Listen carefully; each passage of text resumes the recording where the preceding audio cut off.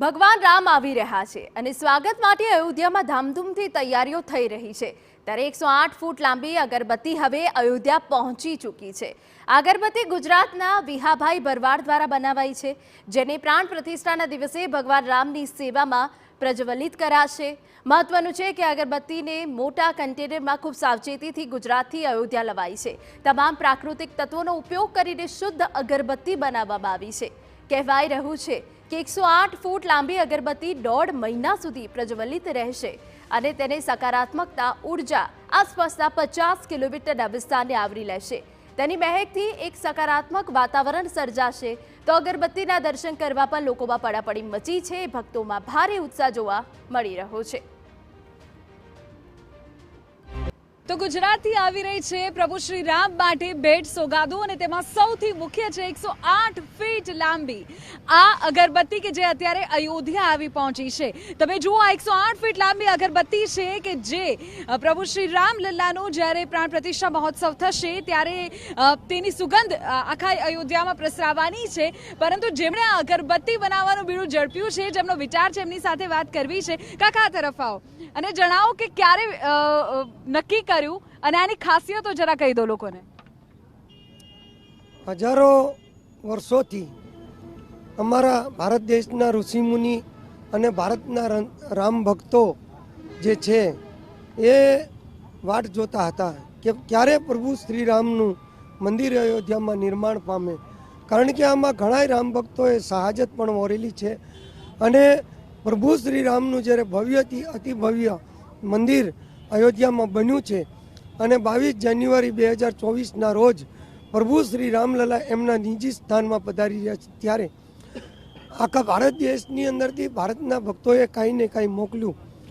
તો અમારા દેશના વડાપ્રધાન છે એ પણ ગુજરાતના છે, તો અમારું ગુજરાત કેમ પાછળ રહે? એટલા માટે વડોદરામાં ગોપાલક સમાજ આ 108 ફૂટ લાંબી અગરબત્તી 3 ફૂટ ગોળાઈવાળી આ ભવ્યથી અતિ ભવ્ય જે ધૂપસળી છે એ બનાવી છે।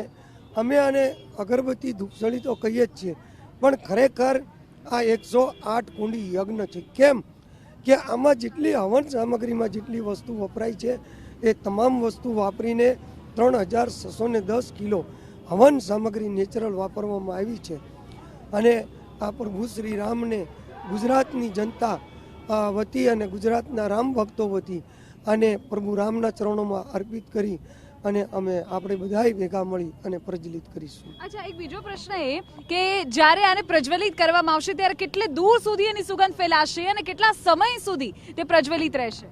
હવે આ જે ધૂપસળી છે, કારણ કે ઘણા લોકોએ અમારી સામે પ્રશ્ન કર્યા કે આની અંદર વાંસનું લાકડું છે કે કેમ, પણ ખરેખર જે વાંસ છે એ અમારા ધર્મશાસ્ત્રની અંદર વર્જિત છે, એટલે આની અંદર અમે ક્યાંય પણ વાંસનો પ્રયોગ કર્યો નથી।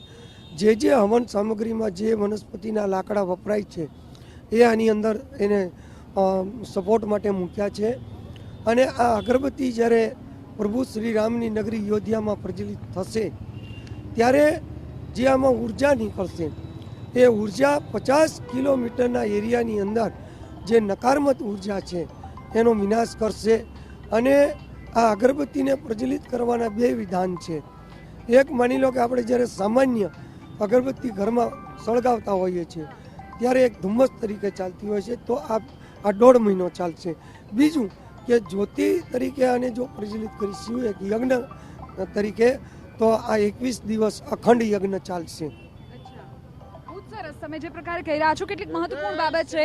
આપ જુઓ આ 108 ફીટ લાંબી આખી અગરબત્તી છે, જો તેને તમે અગરબત્તી તરીકે પ્રજ્વલિત કરો છો તો તે લગભગ તમને સતત 1.5 મહિના સુધી તે પ્રજ્વલિત રહેશે અને એટલું જ નહીં 50 કિલોમીટરનો જે સંપૂર્ણ એરિયા છે જ્યાં અગરબત્તી પ્રજ્વલિત થશે એના 50 કિલોમીટરનો એરિયા એ ગુગળ કપૂર એ તમામની જે ધૂપ છે તેની જે સુગંધ છે તે પ્રસરી જશે।